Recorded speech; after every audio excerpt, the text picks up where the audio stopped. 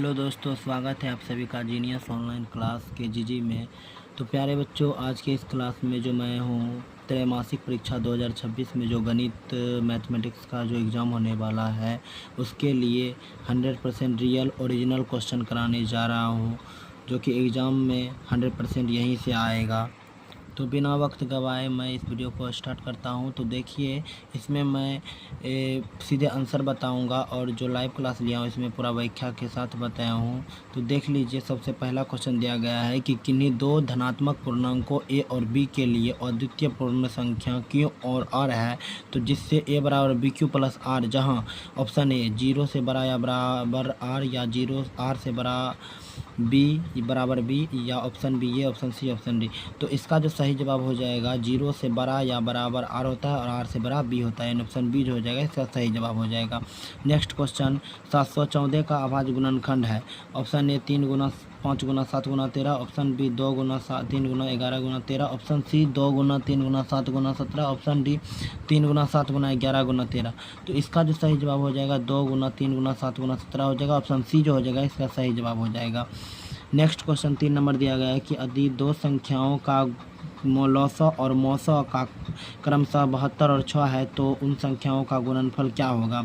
तो इन दोनों संख्या को हम गुणा कर देंगे, तो दोनों संख्या गुणा करने पर जो आएगा वह आएगा 432। इसका जो ऑप्शन हो जाएगा ये सही जवाब हो जाएगा। और यह जो क्वेश्चन है 100% रियल है, जो कि एग्ज़ाम में 100% यहीं से रहेगा। 4 नंबर क्वेश्चन हम देखते हैं कि यदि दो संख्याओं का गुणनफल मौसो तथा मौसो क्रमशः 2366 एवं 13 हो तो उनका लॉसो क्या होगा। लॉसो बराबर होता है दो संख्याओं का गुणनफल बटा में मौसो। तो इसको जब हम हल करेंगे तो हल करने पर 182 आएगा, ऑप्शन ए जो हो जाएगा इसका सही जवाब हो जाएगा। नेक्स्ट क्वेश्चन 5 नंबर दिया गया है कि एक परिमेय संख्या का व्यापक रूप p बटा q है, जहाँ p डज नॉट 0 या p बराबर 0 या q डज नॉट 0 या q बराबर 0। तो इसका जो सही जवाब हो जाएगा q डज नॉट 0, यानी ऑप्शन सी जो हो जाएगा इसका सही जवाब हो जाएगा। 6 नंबर क्वेश्चन दिया गया है कि अपरिमेय संख्या का उदाहरण निम्न से कौन है। 225 का वर्गमूल निकलता है 15, तो यह परिमेय है। 324 18 निकलता है, ये भी परिमेय है। 484 का 22 निकलता है, ये भी परिमेय है, लेकिन 624 का नहीं निकलता, इसलिए यह अपरिमेय हो जाएगा। ऑप्शन डी जो हो जाएगा अपरिमेय हो जाएगा। और 7 नंबर क्वेश्चन है कि निम्नलिखित में से कौन सरलतम रूप है। देखिए, सरलतम रूप मतलब जो पहले से कटा हुआ है, जैसे देखिए 8 और 12 को हम काट सकते हैं, 2 के टेबल में ये भी कटेगा और 15/84 भी कटेगा, लेकिन 5/24 है जो पहले से कटा हुआ है, सरलतम रूप पहले से है, यानी 7 नंबर क्वेश्चन का सही जवाब ऑप्शन सी हो जाएगा। अब हम नेक्स्ट क्वेश्चन 8 नंबर की ओर बढ़ते। और देखिए 8 नंबर क्वेश्चन दिया गया है कि 5005 बराबर, इसका अभाज्य गुणनखंड पूछ रहा है, तो 5 गुना 11 गुना 101 होगा, या ऑप्शन बी या ऑप्शन सी या ऑप्शन डी। तो इसका जो सही जवाब हो जाएगा वो ऑप्शन डी हो जाएगा, 5 गुना 7 गुना 11 गुना 13। 5005 का जब आप अभाज्य गुणनखंड कीजिएगा तो 5 गुना 7 गुना 11 गुना 13 आ जाएगा, इसका डी ऑप्शन सही हो जाएगा। 9 नंबर क्वेश्चन है, पाई किस प्रकार की संख्या है। ऑप्शन ए परिमेय संख्या, ऑप्शन बी अपरिमेय, ऑप्शन सी सम, या ऑप्शन डी विषम। तो पाई जो हो जाएगा वो अपरिमेय संख्या हो जाएगा, ऑप्शन बी जो हो जाएगा इसका सही जवाब हो जाएगा। ऑप्शन बी क्या हो जाएगा, इसका सही जवाब हो जाएगा। अब हम नेक्स्ट क्वेश्चन की ओर बढ़ते हैं। नेक्स्ट क्वेश्चन दिया गया है 10 नंबर कि निम्नलिखित में से कौन सी युग्म अभाज्य संख्या यानी जो है सहअभाज्य संख्या है। असहअभाज्य संख्या जो होगा, असहअभाज्य संख्या 16, जिसका अभाज्य गुणनखंड करने पर आएगा 1 आएगा, तो वह असहअभाज्य संख्या होगा, यानी कि 14 और 23 या 23 या 69, ऑप्शन सी 16 या 24 या 42 या 55। तो इसमें जो हो जाएगा असहअभाज्य संख्या कौन सी हो जाएगी, तो इसका सही जवाब ऑप्शन डी जो हो जाएगा, ऑप्शन डी जो हो जाएगा इसका सही जवाब हो जाएगा। 11 नंबर क्वेश्चन है कि निम्नलिखित में से कौन बहुपद है, यानी जो बटा के रूप में रहेगा वो बहुपद नहीं है। रूट में एक्स रहेगा वो भी बहुपद नहीं है, बटा के रूप में है बहुपद नहीं है, लेकिन ये 2x + 3 यह बहुपद है। 12 नंबर क्वेश्चन है कि रैखिक बहुपद का व्यापक रूप ax + b में जहाँ a डज नॉट 0 हो जाएगा। ऑप्शन ए इसका सही जवाब हो जाएगा।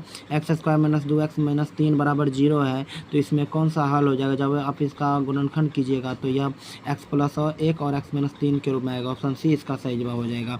13 नंबर क्वेश्चन का ऑप्शन सी सही जवाब हो जाएगा। ये अगला क्वेश्चन है, यदि बहुपद p ऑफ x बराबर x² - 3x - 4 में p बराबर 2 है, यानी p ऑफ x यानी x का मान 2 है, तो इसमें कौन सा हल हो जाएगा। जब आप x के जगह पर 2 रखिएगा तो इसका जो सही जवाब हो जाएगा वो -6 हो जाएगा, यानी ऑप्शन ए जो हो जाएगा इसका सही जवाब हो जाएगा।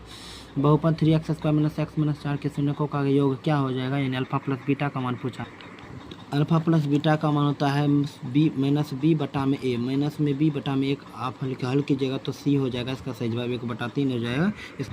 16 नंबर क्वेश्चन दिया गया है कि 6x² - 7x - 3 के शून्यकों का गुणनफल क्या हो जाएगा, तो ऑप्शन जो हो जाएगा इसमें गुणनफल पूछा है। तो गुणनफल का होता है सूत्र में c/a, तो सॉरी यानी कि अल्फा इंटू बीटा का मान c/a हो जाएगा, c का मान -3 और a का मान 6, तो इसको काटेंगे तो हो जाएगा ऑप्शन बी जो हो जाएगा इसका सही जवाब हो जाएगा।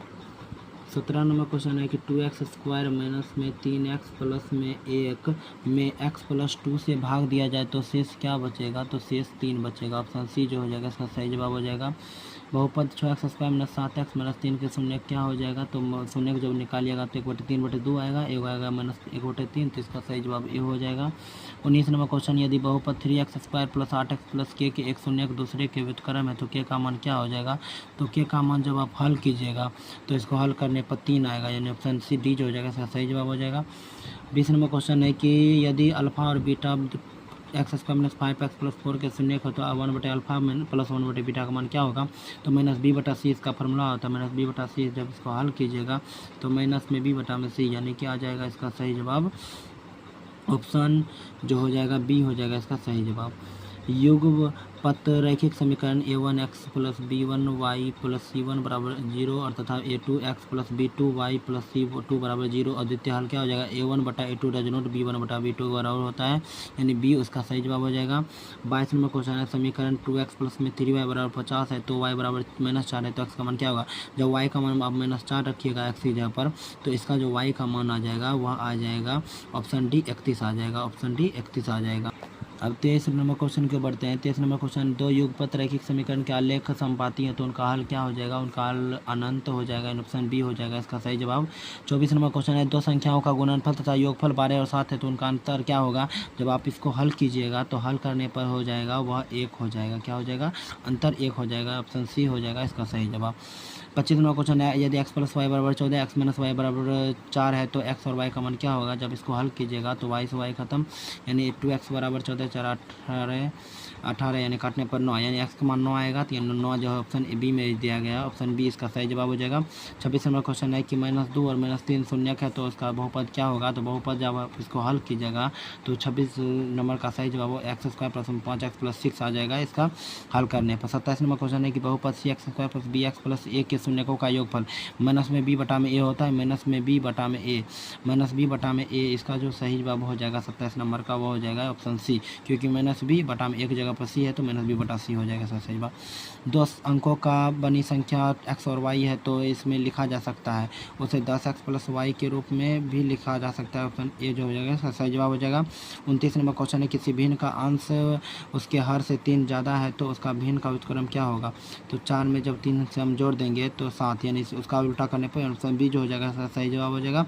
29 का बी और 30 में 2x + 2 को power x + y 2 power x - y बराबर √8 है तो y का मान क्या होगा, तो जब y का मान आप हल कीजिएगा तो वह 0 आएगा, ऑप्शन बी जो हो जाएगा इसका सही जवाब। इस वीडियो में मैं 30 क्वेश्चन बताया हूँ और जो नेक्स्ट और जो क्वेश्चन है वह मैं कम्युनिटी पोस्ट में डाल दूँगा। तब तक के लिए बस इतना ही। आप सभी, यह जो क्वेश्चन है 100% रियल है, जो कि एग्ज़ाम में 100% आएगा ही आएगा, तो इसमें सिर्फ मैं आंसर बताया हूँ। नेक्स्ट जो वीडियो आएगा उसमें मैं इसका व्याख्या करके तब सब चीज़ बताऊँगा। तब तक के लिए थैंक यू। वीडियो को लाइक एंड चैनल को सब्सक्राइब जरूर कर लीजिए।